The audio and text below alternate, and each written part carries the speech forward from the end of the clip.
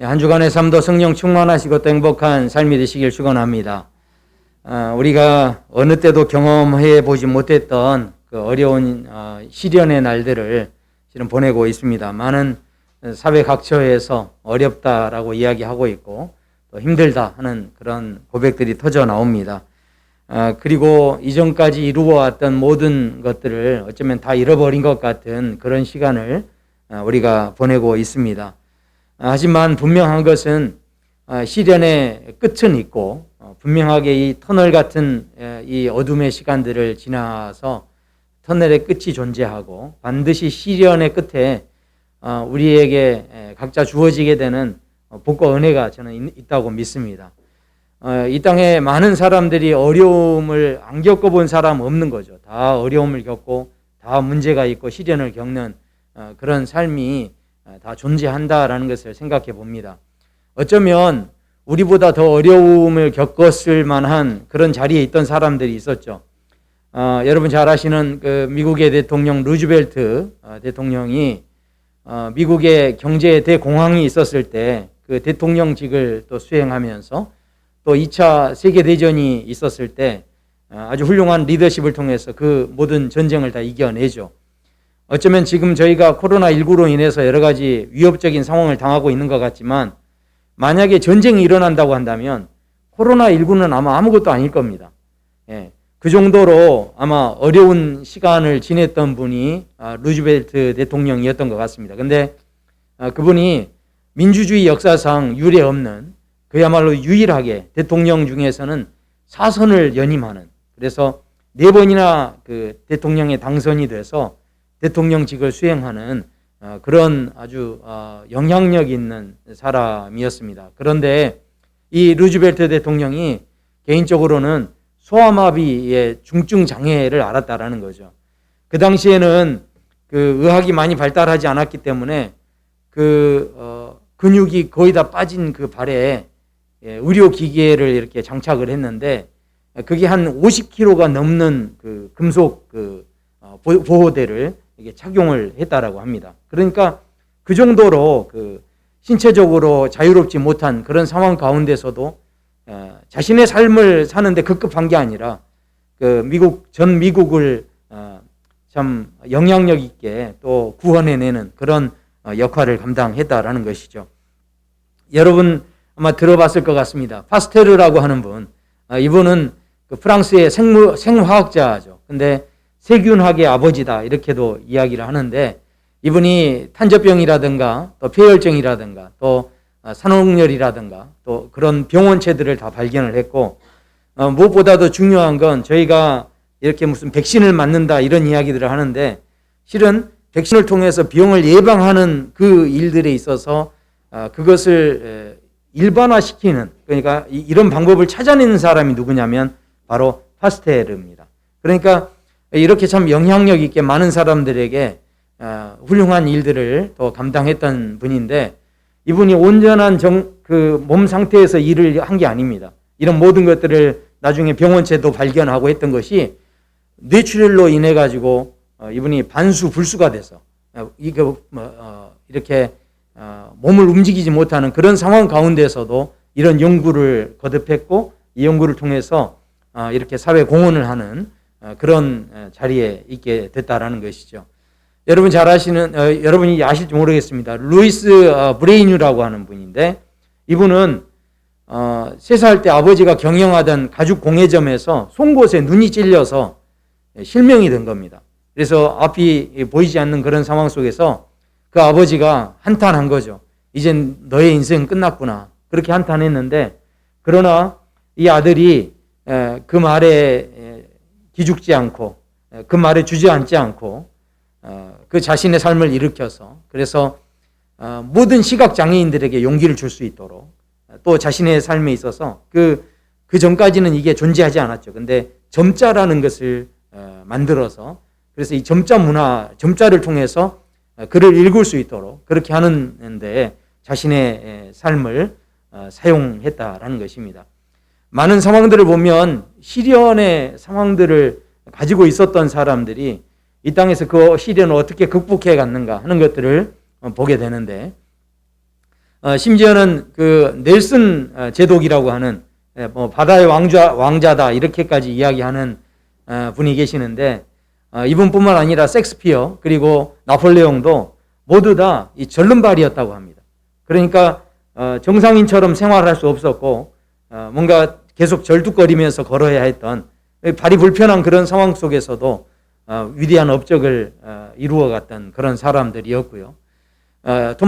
토마스 에디슨이나 윌리엄 바클레이 같은 분도 한 사람은 과학자로서 한 사람은 그 성경 연구하시는 그런 분으로서 이분들이 실은 이 청각 장애인이었다라는 겁니다. 놀라운 건 에디슨 같은 경우는 축음기를 발명을 했는데 세상에 이 청각 장애인이 축음기를 발명했다는 게 참 납득이 됩니까? 그 정도로 얼마나 이 부분에 있어서 애를 쓰고 노력을 했는가, 이 시련의 시간들을 얼마나 잘 이겨냈는가. 여러분 잘 아시는 존 밀턴이라고 하는 분, 신라곤이라고 하는 아주 유명한 책을 또 써서 유명해지신 분인데 이분 또한 이 영국 최고의 시인으로 칭송을 받는 분인데 이분 또한 시각장애인이었다라는 것입니다. 그러니까 이런 여러 가지 개인적인 시련들을 가지고 있었지만 그 모든 그 시련들을 극복하고 많은 사람들에게 선한 영향력을 끼쳤다라는 것입니다. 우리 인생을 살아갈 때 실은 이때만 힘든 게 아니라 우리가 괴로움을 겪지 않고 시험이 없다, 시련이 없다 이런 인생은 아무 데도 없습니다. 우리 모두는 각자 나름대로 시련을 겪고 있고 그동안 겪어왔고 또 앞으로에게도 우리가 문제가 없다라고 장담할 수는 없다라는 것이죠. 그러나 중요한 것은 성경에서도 이렇게 말씀합니다. 그러나 내가 가는 길을 그가 아시나니 그가 나를 단련하신 후에는 내가 숭금같이 되어 나오리라. 결코 단련의 시간이 끝이 아니라는 겁니다. 시험의 시간이 끝이 아니라는 거죠. 시험 뒤에 정금같이 나오는 숭금같이 되어지는 그 복된 시간이 우리에게 존재한다라는 것이죠. 히브리서 12장에는 무릇 징계가 우리가 징계를 받을지라도 그래도 그 당시에 그것이 즐거워 보이지 않고 슬퍼 보일지라도 후에 그로 말미암아 연단받은 자들은 의와 평강과 평강의 열매를 맺는다라고 말씀합니다. 시련의 시간이고 비록 내가 하나님 앞에 징계를 받을지라도 그 상황이 너무 슬퍼 보일지라도 내가 거기에 대해서 연단받는 마음을 가질 때 오히려 그것이 의와 평강의 열매를 맺어내는 그런 복된 이 역전의 기회가 되어질 수 있다라는 것입니다. 오늘 우리가 보게 되는 이 본문의 말씀에서도 이렇게 말씀합니다. 시험을 참는 자는 복이 있나니 이는 시련을 견디어낸 자가 주께서 자기를 사랑하시는 자에게 약속하신 생명의 면류관을 얻을 것이기 때문이니라. 네, 사랑하는 성도 여러분, 우리가 여러 가지 이 시련의 시간들이 있지만 이것을 참고 견디어낼 때 하나님께서 우리에게 각자에게 약속하신 그 약속의 면류관, 생명의 면류관을 받아 쓰는 그날이 분명히 있을 줄로 믿습니다. 우리가 2021년을 이제 이렇게 시작하는 이 시점에서 다시 한번 이 문제 앞에 여러 가지 시련 앞에 그저 주저앉아 있을 것이 아니라 우리의 삶을 오히려 일으켜 세우고 정말 하나님께서 주시는 이 약속의 면류관을 향해서 믿음으로 전진해 나갈 수 있게 되기를 소원합니다. 그래서 오늘 이 말씀을 보면 맞아, 내가 이런 복과 은혜를 받으려면 내가 잘 견뎌내야지, 잘 참아내야지 이렇게 하지만 실은 시험을 참는다는 게 쉬운 일이 아니라는 거죠. 우리 모두가 다 경험합니다.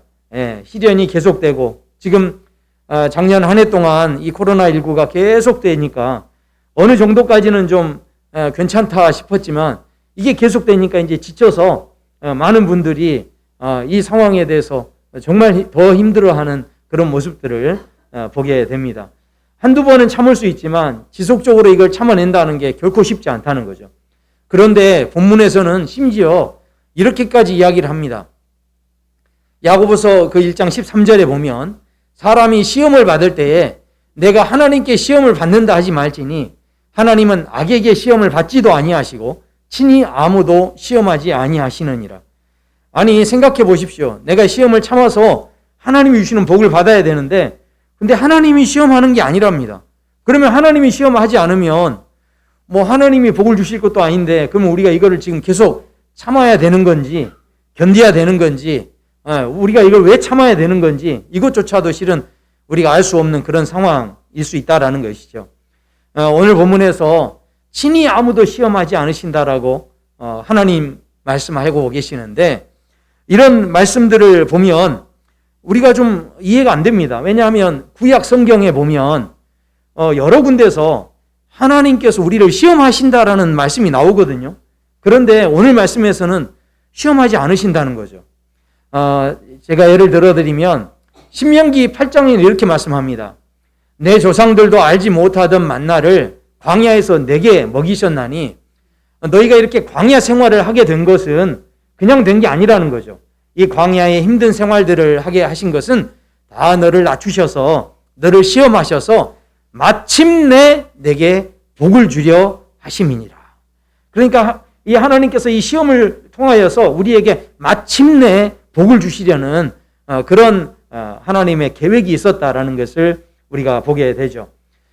출애굽기라든가 시편의 여러 군데서 이 시험하신다라는 그런 표현들이 나오는데, 그런데 심지어는 예수님께서도 이 오병이어의 기적을 베푸실 때 제자들에게 이렇게 빌립에게 이런 이야기를 하십니다. 우리가 어디서 떡을 사서 이 사람들을 먹이겠느냐, 그런 질문을 하시죠. 그러니까 이렇게 말씀하시는 것은 그냥 하신 게 아니라 이 빌립을 시험하고자 함이었다라고.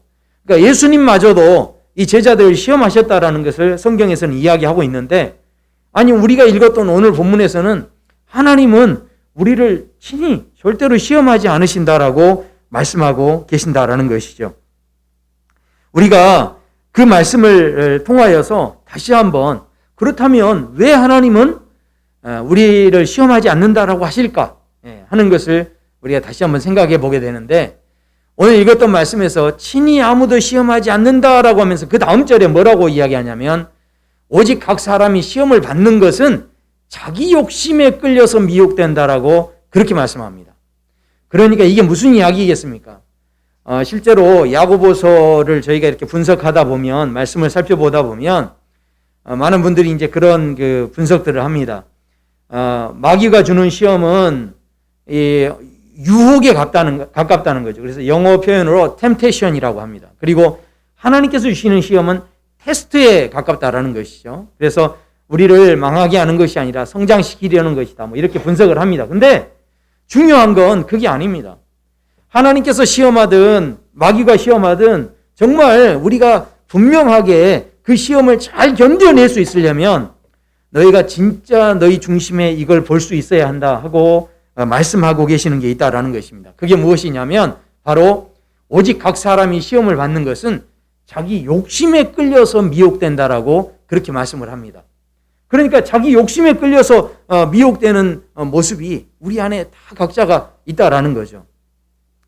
저도 이제 목회자니까 뭐 그런 게 없을 것 같아도 이게 모든 사람들이요 다 그런 욕심들에 실은 끌려갈 수 있다라는 겁니다. 누가 뭐 이렇게 그런 이야기를 하더라고요. 여러분 뭐 들어보셨겠습니다만은 어떤 경건하신 신부님이 예쁜 수녀님들과 함께 이렇게 택시를 탈 기회가 있었대요. 근데 이 합승을 해야 되는 그런 상황이에요. 앞자리는 이미 다른 손님이 앉아 있고 이 두 여자 신부님을 모시고 이 신부님이 그 택시 뒷좌석에 이렇게 이제 타신 겁니다. 그래서 타셨는데 이게 한쪽에 이 왼쪽에 있는 이 수녀님은 너무 예쁘신 분이세요. 근데 이 오른쪽에 있는 신부님은 그냥 자유롭게 생기신 분이신 거예요. 그래서 택시가 이제 가다가 택시가 이게 우회전을 이렇게 하면은 이쪽으로 이제 어떻게 하겠습니까? 몸이 이제 이쪽으로 쏠리는 거죠. 그러면 이 오른쪽 수녀에게 막 쏠리면은 그랬다는 거예요. 이 신부님이 시험에 들게 하지 마옵소서 그렇게 이제 했다라는, 시험에 들지 않게 하옵소서 했다는 거죠. 근데 예쁜 수녀 쪽으로 이게 몸이 딱 기울 때는 어떻게 기도했을까요? 주여 뜻대로 하옵소서. 이렇게 했다는 거 아닙니까? 그러니까 실은 우리 각자의 마음속에 아닌 것 같아도 그런 그 욕심들이 다 있다라는 거죠. 이걸 욕심이라고만 하니까 우리가 좀 이해하기가 좀 이게 제한적일 수 있다라는 생각을 해봅니다. 욕심이 아니라 조금 다른 의미로 이야기한다면 우리가 소유하고 있는 것, 내 것이라고 생각하는 그 모든 것들을 우리가 가지고 있다라는 것이죠. 그러니까 이 말씀을 보면 시험의 원인 자체가 세상이나 환경이 아니라 실은 시험의 모든 원인이 어디 있냐면 나 자신에게 있다는 거죠. 다른 데서 이 시험이 오는 것이 아니라 결국 모든 문제의 시작은 나에게서 시작이 되고 있다 하는 것을 말씀하고 있다라는 것입니다. 한번 예를 들어 드릴게요. 아브라함을 한번 생각해 보십시오. 아브라함을 하나님께서 시험하시려고 부르셨다라고 말씀합니다. 그러면서 그 자식이었던 사랑하는 아들 이삭을 나에게 번제로 드리라, 그렇게 말씀을 하죠. 여러분 한번 생각해 보십시오. 우리 성도 여러분에게 하나님께서 너 네 아들을 나한테 주면 좋겠다 이렇게 만약에 하신다고 한다면 우리 성도님들께서는 시험에 들게 하지 마옵소서 하실 겁니까? 아니면 주여 뜻대로 하옵소서 하실 겁니까? 네. 네. 대부분 우리가 실은 주여 뜻대로 하기가 어려운 거죠. 다 시험에 들게 하지 마옵소서. 어쩌면 다 이제 우리 안에 그런 마음이 있는 겁니다. 이게 말로 그러니까 그렇죠. 실제로 이런 일이 일어난다고 한다면 우리가 정말 아들을, 내 사랑하는 자식을 그렇게 하나님께 그냥 드린다는 게 결코 쉽지 않다라는 거죠. 자, 그런데 아브라함은요, 행동이 이상합니다. 왜냐하면 아들을 달라고 했는데 아브라함은 시험 든 사람 같지가 않아요. 왜냐하면 저희 교회에서도 저희 교회 분들은 그래도 그런 분들이 없는데 다른 데서 이렇게 목회하다 보면 교회에서 실제로 시험 드신 분들이 많더라고요. 근데 이분이 시험 들었는지 안 들었는지 저 나중에 알아요. 어떻게 아냐면 교회를 한 2, 3주 안 나와요. 그러면 벌써 이분이 시험 드신 거예요. 그러니까 이게 시험 드신 분들은 벌써 이 표정이 달라지고 시험 드신 분들은 이게 벌써 그런 모습들이 보여진다는 거죠. 아브라함도 하나님께서 주셨던 아들 뺏어가면 섭섭하고 마음이 시험 들면 벌써 표정이 달라지고 하나님에게서 좀 숨어 있으려고 하지 않겠습니까? 그런데 이 말씀이 떨어지자마자 즉시로 이 제단을 준비해서 그래서 아들을 데리고 이 모리아 산으로 올라가는, 즉시로 순종하는 그런 모습을 보였다라는 거죠. 그렇다면 아브라함은 이것 때문에 시험 들었다라고 보기는 어려운 거죠. 생각해 보십시오. 아브라함이 어떻게 그렇게 순종해서 아들을 데리고 가는데 아들을 데리고 가서 머뭇거리지도 않고 아들을 그냥 죽이려고 합니다. 그러자 그 말씀으로 명령했던 누가 당황하십니까? 하나님께서 당황하시죠. 우리가 신앙생활 할 때 그 정도 할 수 있다면 얼마나 좋겠습니까? 늘 우리가 기도하고 또 신앙생활 하면서 누가 당황합니까? 하나님께서 뭐 시키실까봐 내가 당황하죠. 근데 아브라함은 누구를 당황시키셨습니까? 하나님을 당황하게 해버리신 거예요. 하나님께서 이게 너무 긴장하셔가지고 야 그만 하면서 이제 아브라함을 막으시고 내가 예물을 준비했다라고 그렇게 이제 말씀해 주시죠. 자, 그런 상황을 보면 아브라함의 그 행동 자체는 시험된 사람의 행동이 아닙니다. 즉시로 그렇게 순종하는 그 모습을 보면요. 자, 그런데 아브라함은 여기에서만 순종한 게 아닙니다.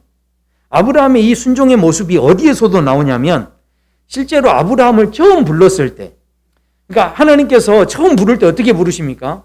자, 이렇게 나에게 이건 너무 어려운 시험이다 이렇게 생각하지 않고 이 아브라함이 그렇게 순종했는데 창세기 12장을 보면 여호와께서 아브라함에게 이르시되라고 하면서 또 부르십니다.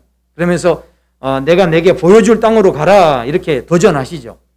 그때도 아브라함이 머뭇거리지 않고 이 말씀에 그대로 순종해서 저렇게 큰 민족을 이루고 복을 주시겠다는 하나님의 말씀 따라서 하나님 따라서 움직였다라는 것이죠.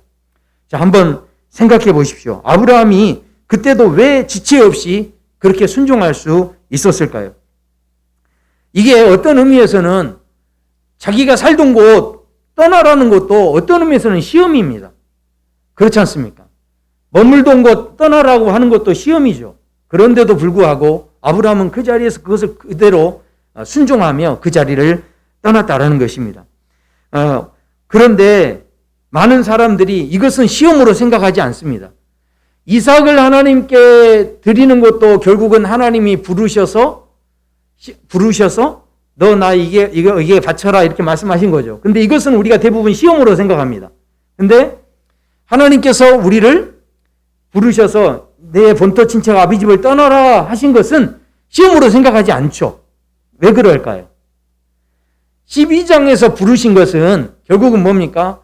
하나님의 복된 약속이 들어가 있고 그 하나님의 섭리가 들어가 있고 큰 민족을 이루게 하시고 하나님이 복을 주시는 것이다. 뭐 이렇게 실은 생각을 합니다. 그래서 이건 시험이라고 생각 안 하죠. 그런데 독자 이삭을 드리라고 하는 것도 결국은 하나님의 약속이 거기에 없습니까? 다 있습니다. 그런데도 불구하고 이건 시험이라고 생각을 한다는 거죠. 왜 그럴까요? 이건 지키기 어려운 시험이라고 우리가 생각을 합니다. 차이가 무엇일까요? 어떤 의미에서는 똑같이 다 시험일 수 있습니다. 그런데 이 상황 속에서 어떤 것은 시험이고 어떤 것은 하나님의 은혜와 섭리고 이렇게 우리가 생각하는 것은 그 안에 뭐가 있을까요? 본토 친척 아비 집을 떠날 때는 별로 내가 가지고 있는 게 없어요. 그리고 하나님이 더 좋은 거 준다고 하니까 쉽게 떠날 수 있습니다. 그런데 그때는 그래서 시험이 아니에요. 그런데 이때는 어떻습니까? 아들을 드리라고 할 때는 아들을 100년 만에 기다려가지고 100살이 되도록 기다려가지고 낳은 아들입니다. 이 아들은요, 하나님이 주시긴 했지만 얼마나 귀한 아들이에요. 이 아들은요, 그 오랜 시간을 기다리고 참아오다가 결국은 얻은 아들이니 그 아들은 누구 아들입니까? 내 아들이 분명해, 내 아들이. 그러니까 이 아들에 대해서 내 것이라는 마음, 이 아들에 대해서 욕심을 갖는 마음, 그 마음이 있을 때는 그게 시험이고요.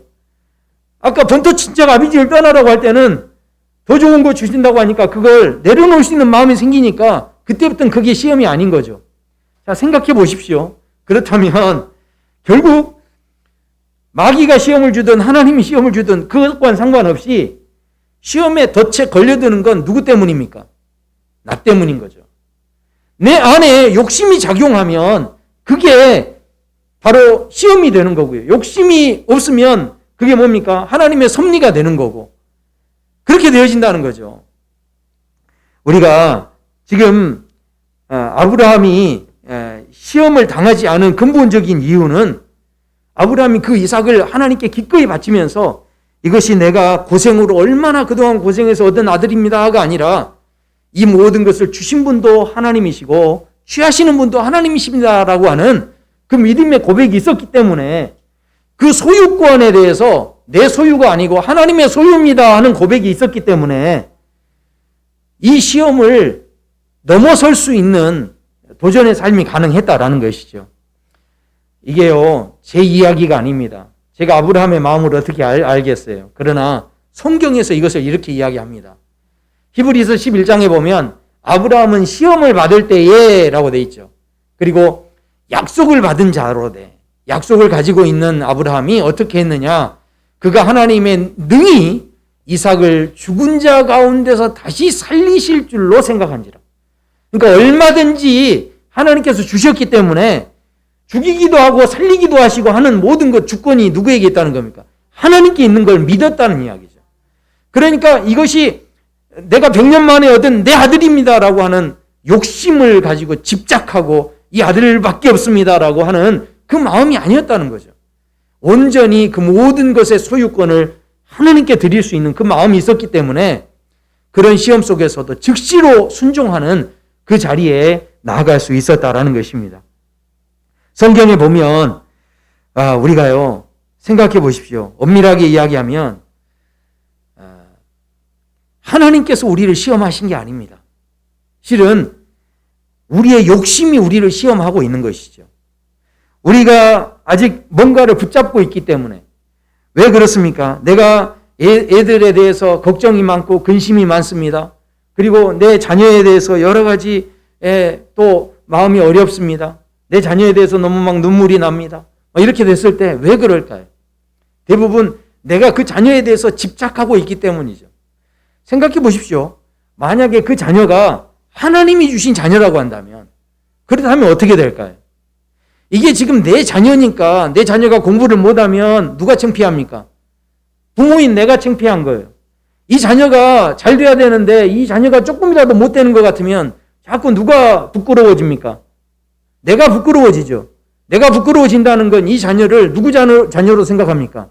내 소유로 생각하고 내 자녀로 생각하는 거죠. 그러나 이 자녀가 공부를 좀 못해요. 근데 이게 자녀가 누구 자녀입니까? 하나님 자녀라고 한다면 실은 부끄러움은 누구 몫입니까? 네. 강단에서 이렇게 말씀드려 죄송합니다만은 하나님 몫이죠. 그렇지 않습니까? 자, 이게 지금 무슨 이야기입니까? 실제로 우리가 정말 우리 힘으로 우리가 가지고 있을 수 있는 게 얼마나 되겠습니까? 우리의 가정도 우리가 소유하고 있는 모든 것도 그 소유권이 실은 누구에게 있겠습니까? 결국 우리에게 잠시 하나님께서 맡겨주신 건데, 자, 그렇다면 부모로서 무책임하게 있으라는 이야기가 아닙니다. 오히려 그것을 통해서 자녀가 하나님의 자녀로서 하나님의 비전을 가지고 어떻게 살아가야 될지 부모가 더 기도해 줘야 되고 그 하나님을 만날 수 있게 해줘야 되고, 그게 이제 부모가 해야 할 일인 거죠. 절대 부모가 가만히 있어서는 되는 게 아니죠. 부모가 그래서 더 열심히 뒤에서 기도로 뒷받침을 해주는 거죠. 그러나 그 진정한 소유권은 누구에게 있습니까? 하나님께 있다는 거죠. 성경의 모든 사건이 다 그런 중심 안에 있습니다. 생각해 보십시오. 욥기를 보면 욥이 가지고 있는 모든 재산을 그 양 한 마리, 양 수십 마리, 수백 마리, 수천 마리를 다 이 사단이 다 뺏어가 버립니다. 그리고 심지어는 자기 자녀들도 다 죽게 되죠. 그 모든 상황에서 욥이 그 마음이 흔들렸거나 욥이 마음에 괴로워서 한숨을 짓거나 눈물을 흘리거나 이렇게 했다라고 돼 있지 않습니다.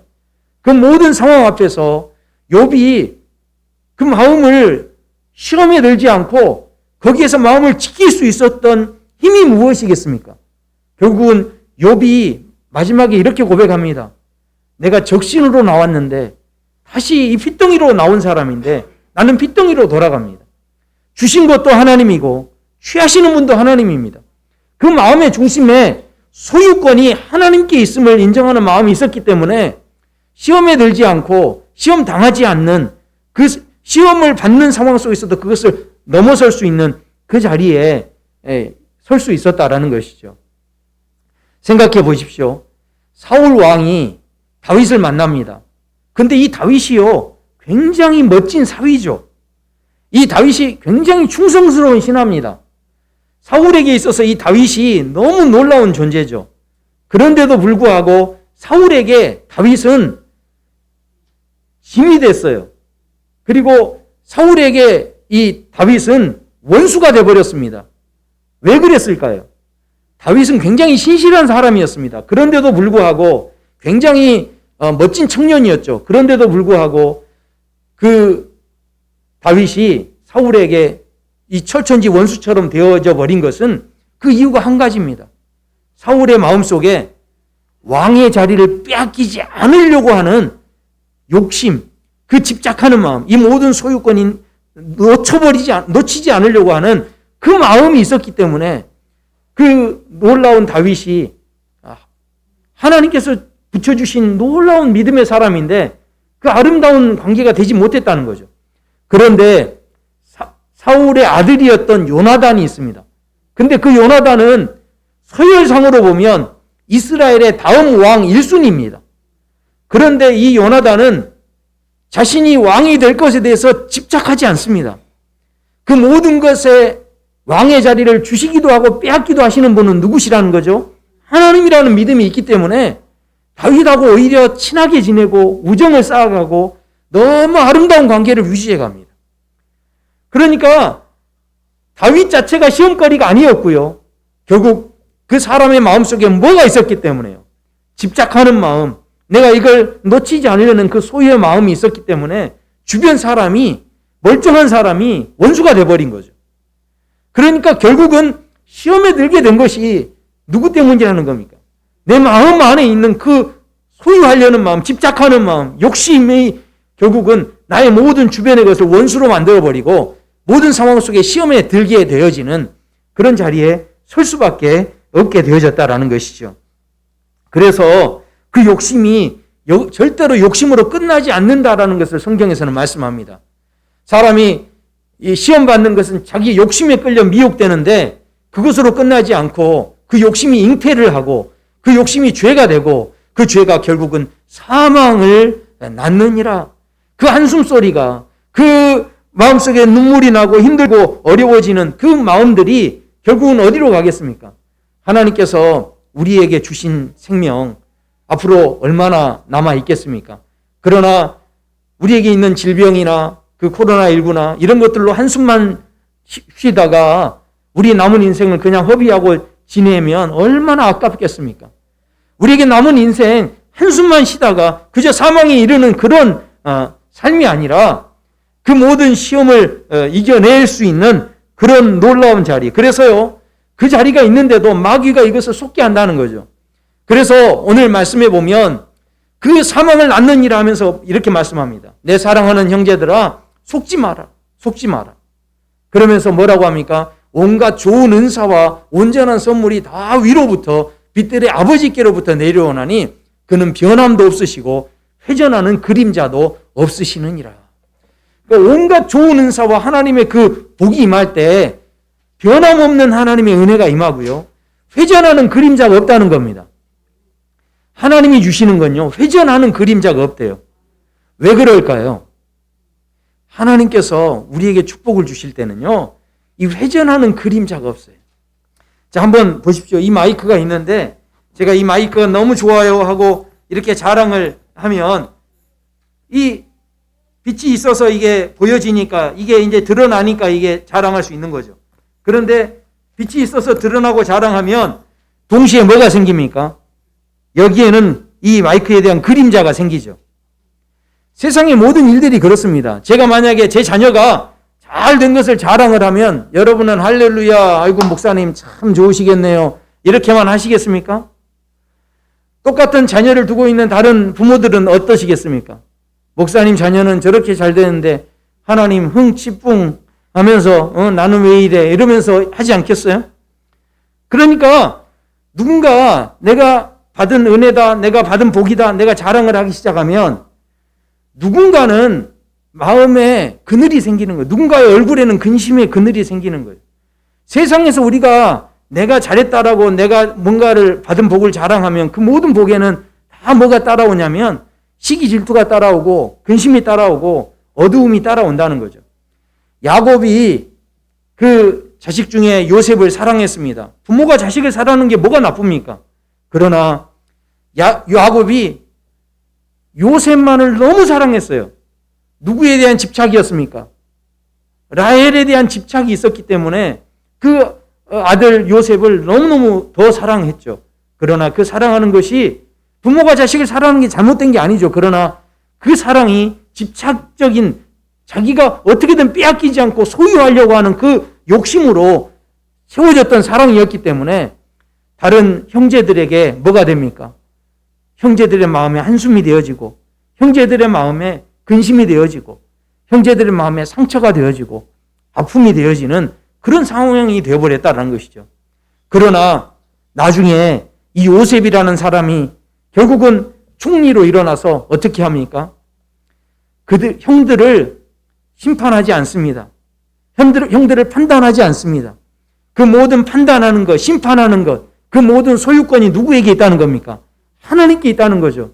요셉이 그 소유권이 나에게 있지 않고 그 형제들을 용서할 수 있는 그 소유권이 하나님께 있음을 고백할 때 그 형제들이, 그 가정이 다시 회복이 되어지고 아름다움이 되어지는 그런 복된 가정으로 설 수 있게 되어졌다라는 것이죠. 하나님의 소유권을 인정한다는 게요, 이게 얼마나 중요한지 모릅니다. 이 부분이 안 돼서 모든 게 시험이 되고 모든 게 한숨이 되고 결국은 저렇게 사망의 자리까지 가게 된다는 거죠. 그러나 하나님이 복을 주시면요, 그 복은 그림자가 안 생긴다는 거예요. 사랑하는 성도 여러분, 이왕의 복을 받으시려면 그림자가 없는 복, 마음에 그늘이 안 생기는 복을 받게 되시기를 축원합니다. 그래서 오늘 우리가 이 말씀을 통해서 다시 한번 생각해 봅니다. 오늘 말씀의 시작에 시험을 참는 자는 복이 있다라고 말씀하는데 성경에서는 시험을 이기라라고 이야기하지 않습니다. 시험을 자꾸 이기려고 하면 이거 이기고 승리해서 뭔가 업적을 쌓고 내가 또 이겼다라고 소유권을 주장할 수밖에 없는 거죠.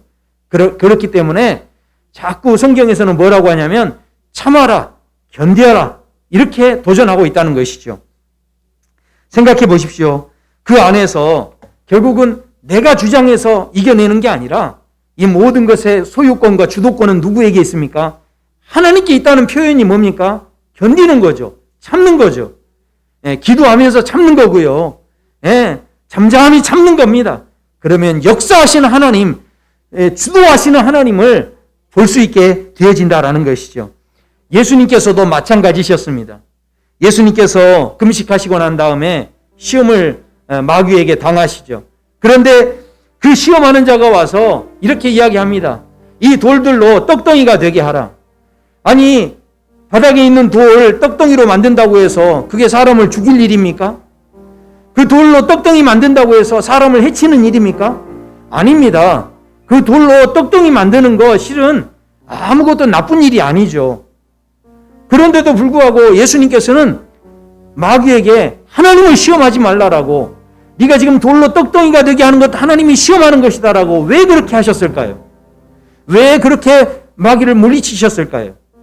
결국은 우리가 예수님이 가지고 있는 힘을 다른데 사람 살리는 데 쓰는 게 아니라 자기를 위해서 쓰면 그 순간 그게 뭐가 됩니까? 이 힘의 소유권이 누구에게 있는 거예요? 바로 나에게 있다는 것밖에 안 되지 않습니까? 그렇게 되면 예수님이 힘을 쓰셨던 그것이 결국은 예수님에게 올무가 되어지고 더 이상 하나님의 소유권을 주장할 수 있는 그런 자리에 설 수 없게 만드는 시험이었기 때문에 예수님께서 그것을 즉시로 물리치셨다라는 것입니다. 사랑하는 성도 여러분, 생각해 보십시오. 예수님께서 이 땅에 놀라운 구원의 역사를 이루기 위해서 이 땅에 내려오셨습니다. 이 땅에 내려오실 때 첫 번째 하신 게 무엇이었겠습니까? 바로 하나님의 아들이라고 하는 그 위치, 자리, 그 소유권, 그 주장하고 싶은 그 자리의 모든 권리를 다 내려놓으셨기 때문에 이 땅의 말구유에 낮고 낮은 곳에 오셔서 구원의 놀라운 역사를 이루실 수 있는 그 축복의 시작으로 우리에게 다가와 주셨다라는 것이죠. 우리가 이 땅에 지금 너무 많은 시간 속에 우리가 이 시련의 시간들을 실은 보내고 있습니다. 그런데 2021년도 또 똑같이 작년처럼 그저 무방비로 아무 믿음 없이 우리가 이 상황들을 그저 당하고만 있고 그냥 주저앉아만 있고 이 상황들 앞에서 무력하게 한숨만 쉬고 있다고 한다면 어쩌면 우리가 정말로 하나님 안에서 우리의 인생이 앞으로 남아있는 우리의 인생이 그저 허비되는 인생이 될 수밖에 없지 않겠습니까?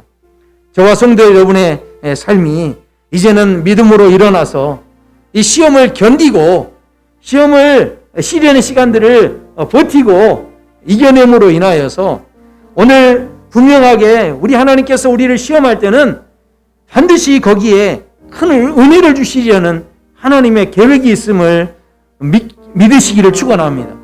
그래서 말씀합니다. 내 사랑하는 형제들아 속지 말아라 말씀하시면서 온갖 좋은 것들, 좋은 은사와 온전한 선물이 다 위로부터 빛들의 아버지께로부터 오는 것이다. 그렇게 우리에게 도전하고 있습니다. 이 말씀을 의지하면서 우리가 시험을 당하는 그 자리에서 정말 하나님이 주시는 놀라운 복과 은혜를 받아 누릴 수 있는 저와 성도 여러분의 삶이 되시기를 축원합니다. 우리 함께 찬양하시겠습니다.